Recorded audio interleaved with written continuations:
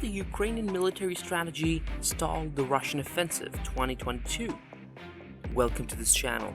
This channel is the best place if you want to find out the Ukrainian military strategy stalled the Russian offensive 2022. We make every effort to make our videos useful and educational. Subscribe to this channel for one-of-a-kind information. The Russian invasion of Ukraine. The Russian military took over the Crimean Peninsula in Ukraine in February 2014. This event marked the start of a series of hostile steps by the Russian government towards Ukraine, culminating in Russia's annexation of Crimea. The Russian invasion of Ukraine was a watershed moment in international relations. It demonstrated that Russia was willing to use military force to achieve its goals. It raised fears that Russia might attempt to annex other parts of Ukraine or even other countries in the region. In the absence of an offensive Ukrainian army, we may see further Russian advances and more instability in eastern Ukraine, said Mr. Obama. Referring to the illegal annexation of Crimea, he said, President Putin has not shown that he is interested in anything other than occupying territories, and she has been willing to violate the sovereignty of other countries and violate international laws. Russian Foreign Minister Sergei Lavrov responded indignantly to U.S. analysis, guaranteeing that it was Washington, not Moscow, that was undermining Ukraine. I figure our American companions should dispose of the Monroe hypothesis, he said at a question and answer session. The statement appeared to be an indirect criticism of the United States, which has at times acted as a patron of smaller Latin American countries. The Monroe Doctrine is a policy dating from 1823 in which the US said it would not tolerate further European colonization in the Western Hemisphere. The phrase was coined by the historian John L. O'Sullivan in an 1845 essay, The Great Nation of Futurity, which argued that the United States had a duty to spread democracy and free trade throughout the world. Let's look into this and converse. The Ukrainian military strategy. Ukraine has been embroiled in a battle with Russia since 2014. To fight the Russian military plan, Ukraine's military strategy has developed through time.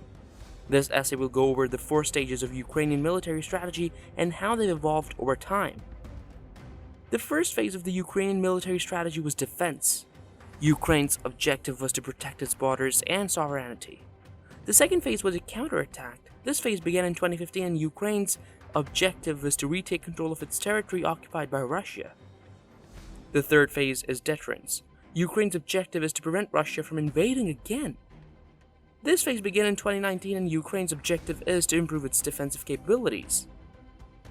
Ukraine plans to improve its defensive capabilities by 2020. This phase includes the acquisition of new weapons systems, the improvement of infrastructure, and personnel training. The army will need to invest in new technology and systems to improve its infrastructure. This could include the acquisition of new tanks, helicopters, and artillery. Additionally, the army will need to train its personnel to ensure that they can effectively operate the new weapon systems. Let's have a talk about it as well. The stall of the Russian offensive. In the early months of 2017, Russian hackers were able to penetrate the computer systems of the Democratic National Committee (DNC) and gain access to emails and other documents. The release of these documents by WikiLeaks and the weekend leading up to the US presidential election was widely seen as an attempt to help Donald Trump win the election.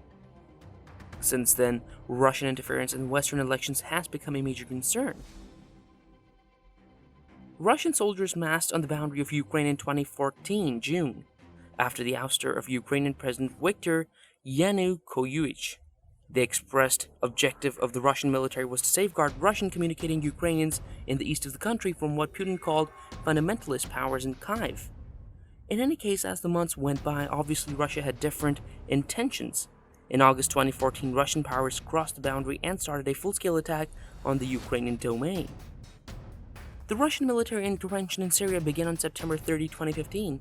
The stated goal of the intervention was to fight the Islamic State of Iraq and the Levant, ISIL, although it also targeted other rebel groups. Russian forces used a mix of airstrikes and cruise missiles against Syrian government-held positions.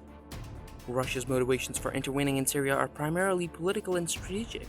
Russia has long been a close ally of the Syrian government and sees Syrian civil war as a way to ensure its interests in the region are protected. Russia also wants to improve its image on the international stage and believes that its intervention in Syria will make it appear more powerful and influential. Finally, Russia is worried about the growing influence of jihadist groups in Syria and believes that its intervention will help to keep these groups in check. The implications of Russia's intervention in Syria are largely political and strategic, but could also have military implications. Politically, Russia's intervention in Syria has solidified Bashar al-Assad's hold on power and made him more difficult to remove. Strategically, Russia is seeking to maintain its presence in Syria and its influence.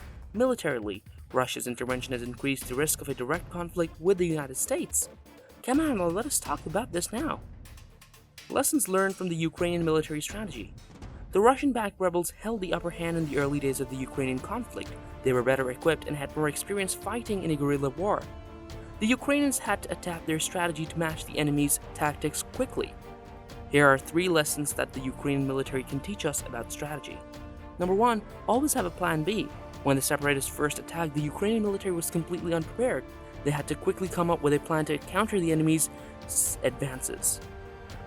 Number 2, be flexible. The Ukrainian military quickly changed their plans as the separatists attacked in different areas.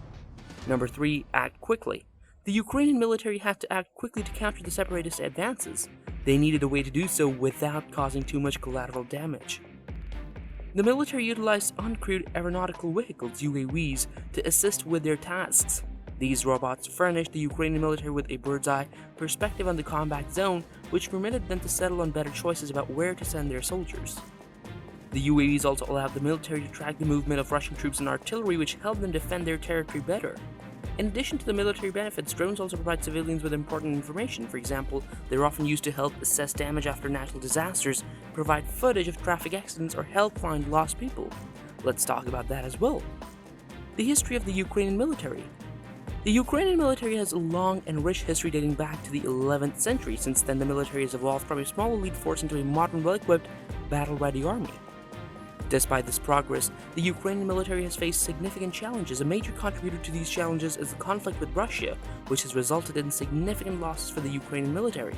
In addition, Ukraine has struggled to maintain its equipment and weapons due to economic instability. Despite these challenges, the Ukrainian armed forces are considered a well-equipped and formidable force. In 2009, the Ukrainian army possessed 3,800 tanks, 2,300 armored personnel carriers, and 1,600 artillery systems. In addition, the Ukrainian Navy had 41 warships and 4 submarines, and the Ukrainian Air Force operated 578 aircraft.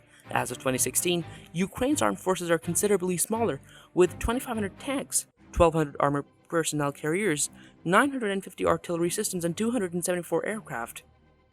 Ukraine has a military conscription system with a size of 180,000 men. The Ukrainian armed forces are divided into land, naval, and air forces. Let's have a discussion about this. Like, share, and subscribe now.